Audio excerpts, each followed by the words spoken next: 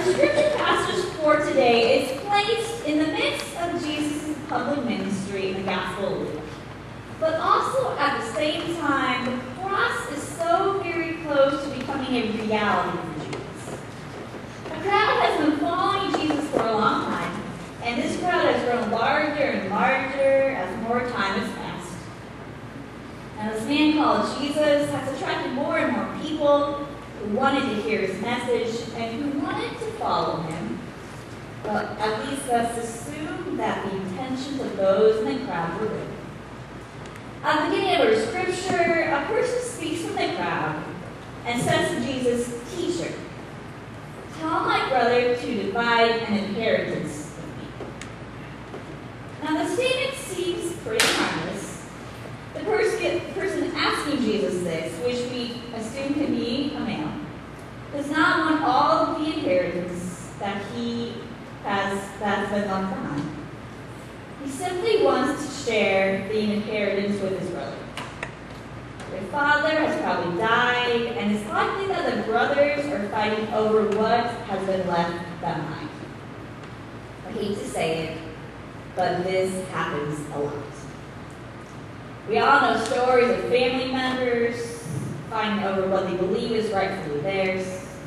Perhaps we have even been involved in such a sticky situation. It doesn't necessarily matter if everything was put into place before the time of death. Disagreements and spats still occur over the stuff that is left behind. Fortunately, it happens a lot. Now, I bet the brother who asked Jesus about the inheritance expected Jesus to agree with him that his brother should share the inheritance with him. Because, a lot of the time, we think Jesus would agree with whatever we think or believe.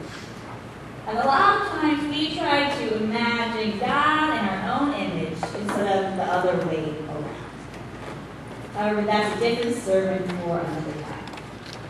The brother probably thought Jesus would agree with him because his proposition seemed fair. The brother is not asking for more than his share, and he's not asking to shortchange his brother in any way, shape, or form. So, does Jesus agree with this voice from the crowd? Well, we don't really know. Because Jesus doesn't directly answer him, which is not a surprise in and of itself. Jesus has a history of not directly answering whatever is being asked of him. Instead of answering the man, Jesus questions his own role in being the middleman in their arguments. Basically, Jesus says he has no dog in their fights, and you think that would be the end of this interchange, and they would go on to the next task. But Jesus has more to say about this. Most likely for Jesus, the interchange he had with this man in the crowd was an opportunity for a teachable moment to happen for those who were listening in the crowd. And Jesus teaches what else? Through a parable, a story.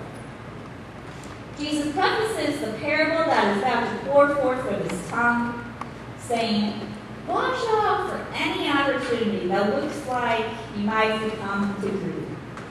Because how much stuff you have does not dictate your life's happiness and success. Participating in greed is no good. Jesus then tells a parable about a rich fool. Jesus says that there is this farmer who had a bountiful and overflowing harvest one year, so much so that he did not have a way to store it all. So he does what probably all of us would do. He tears down his barns in order to make bigger ones that will house all of his stuff. Now, nothing wrong with that. The farmer is not wasting the harvest by discarding it, but instead he wants to ensure that it is preserved and stored correctly. And his current barns just can't house the bountiful harvest. However, what happens next is what makes a smart farmer turn into a rich fool. After the barns have been rebuilt, The farmer is going to say to himself that because of this great harvest, and because he has wisely stored and preserved it, he has enough of what he needs for many years. So he'll take it easy for a while. He'll eat, he'll drink, and he'll be merry. Wrong answer, farmer. It's not what you're supposed to do. After Jesus tells the parable, he reiterates the fact that at any moment life can change. And that all that we have can be gone in a blink of an eye. And there will then be no need for all the stuff that the farmer has so wisely stored up. The bigger barns which house the bountiful harvest will do no good then. Because material stuff doesn't really matter. Jesus warned those in the crowd to not be like the farmer in the parable, because this man has put all his eggs in one basket. And because of this, he has concentrated on lesser things instead of greater and ultimate ways. He's put his trust in the wrong things. Our scripture for today is one that middle class to upper class Americans can easily scratch their heads at and wonder, now what really is the big deal?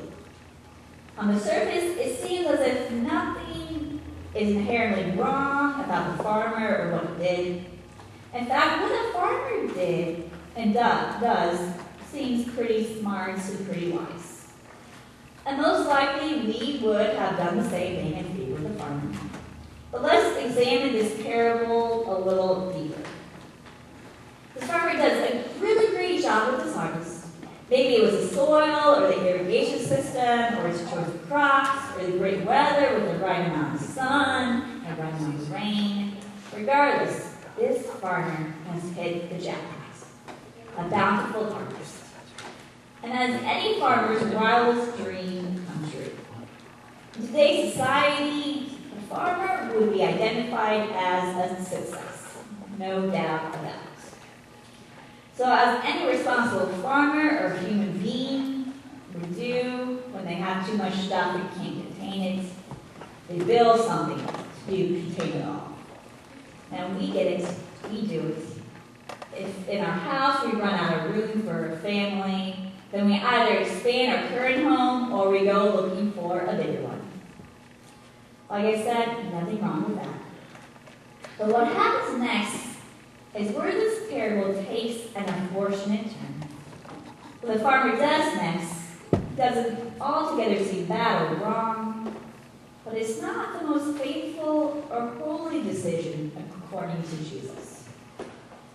After his harvest has been properly stored, the farmer sits back and relaxes.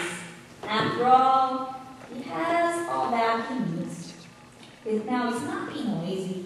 He's not asking for help for something that he can do for himself, or for something that he himself has. In his mind, he has extra stored up. And because of this, that gives the farmer the freedom and the security to think that he can lay off the rigors of life for a little bit and relax. After all, he's earned it. Now, this concept of storing up extra for later and then living a comfortable life is a common practice today. Hello, retirement accounts. Having a retirement account is being pushed as something that is absolutely necessary nowadays, especially when the future of Social Security is unknown for future generations. It's important that everyone, especially those who are just starting out in the workplace, to save for their future. And that includes retirement, so that when one leaves the workplace, they have enough to live comfortably. In other words, they have enough to eat and drink and be merry in their older years. Susie Orman and Dave Ramsey would approve of such a practice. On the surface, the parable seems to be about money, but actually it's not. It's about greed and the false sense of security that we can sometimes have in money. Now, money is neutral. It's neither good or bad. However, what is good or bad